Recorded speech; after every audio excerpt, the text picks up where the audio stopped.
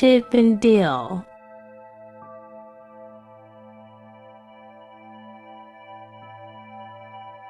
One crisp winter morning, the forest was quiet except for the gentle rustling of branches as a light breeze drifted through the trees.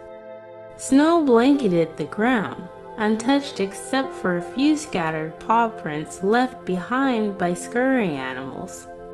Deep within the woods, nestled in the hollow of a large oak tree, two small figures stirred. Chip and Dale, the two mischievous chipmunks, stretched and yawned as they awoke from their winter nap.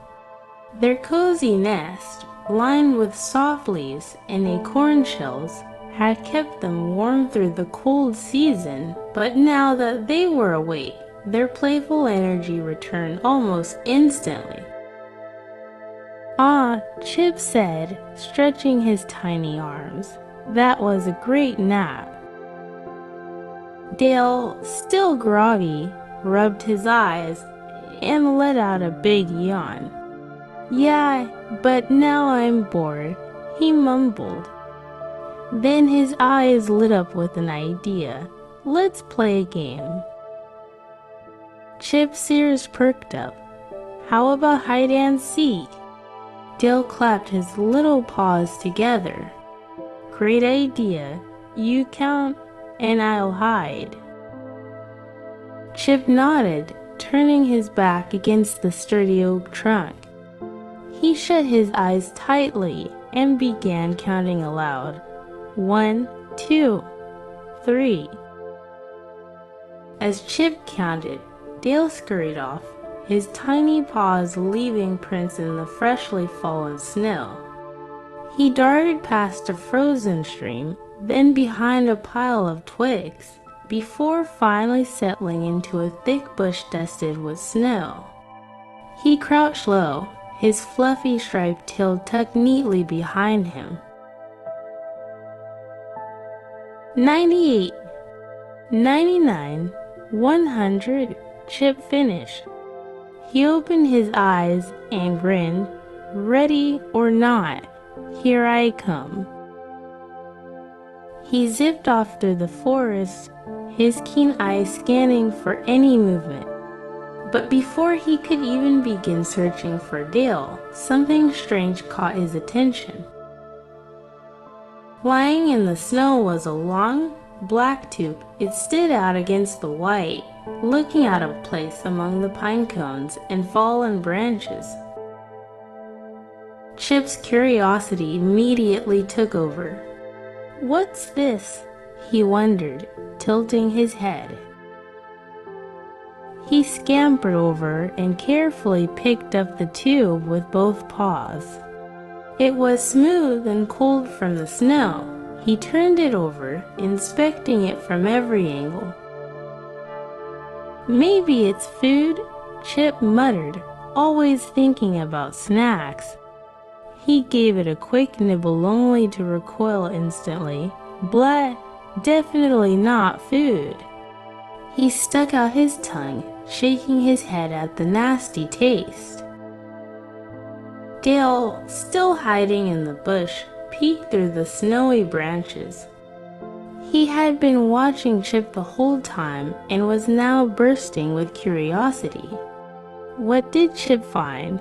He wondered, unable to resist. He crept forward to get a better look. Meanwhile, Chip continued his investigation. He shook the tube, expecting it to rattle like a hollow acorn or log, but it didn't make a sound. Then he noticed something peculiar. One end of the tube had a round piece of glass. Chip murmured. He cautiously lifted it to his eye and peeked through. That's when he saw it. Right in front of him, through the other end of the tube, was an enormous, terrifying furry creature. "Yeek!"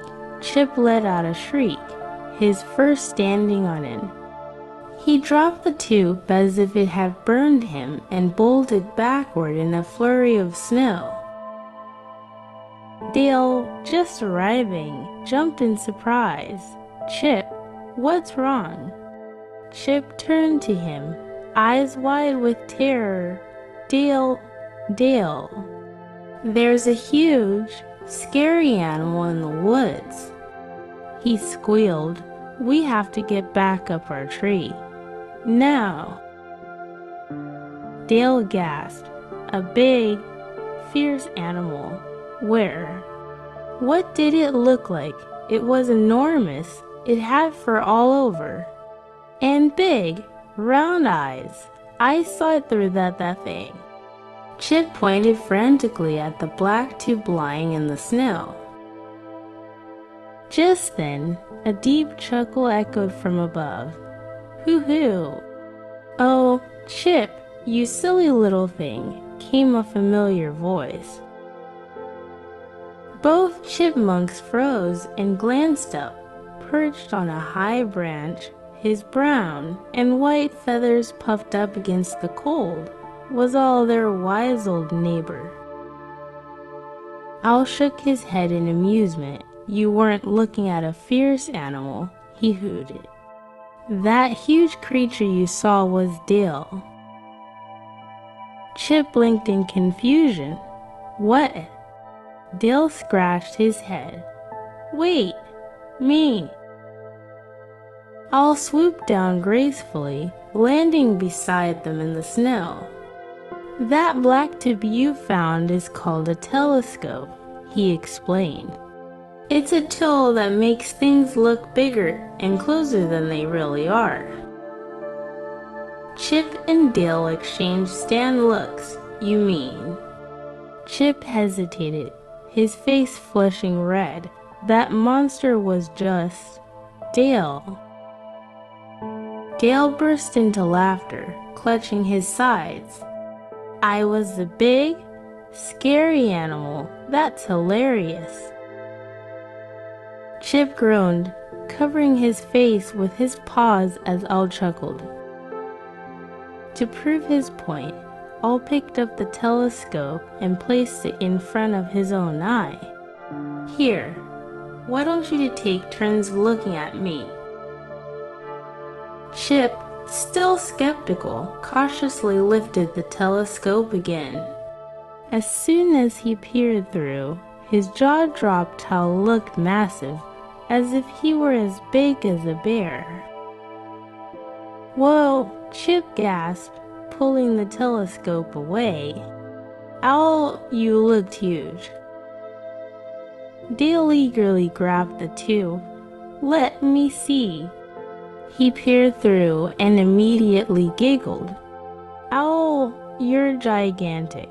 Like, really big. Owl fluffed his feathers proudly. That's how a telescope works. It's a handy tool for spotting things from far away. I imagine some human must have dropped it here. The chipmunks took turns pointing the telescope at different things their tree. A pinnacone, their own paws giggling each time at how big everything appeared.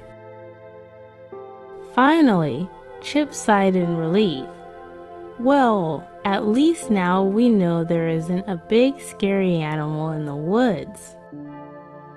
Yep, Dale agreed, and now that the mystery is solved, we can go back to playing hide and seek.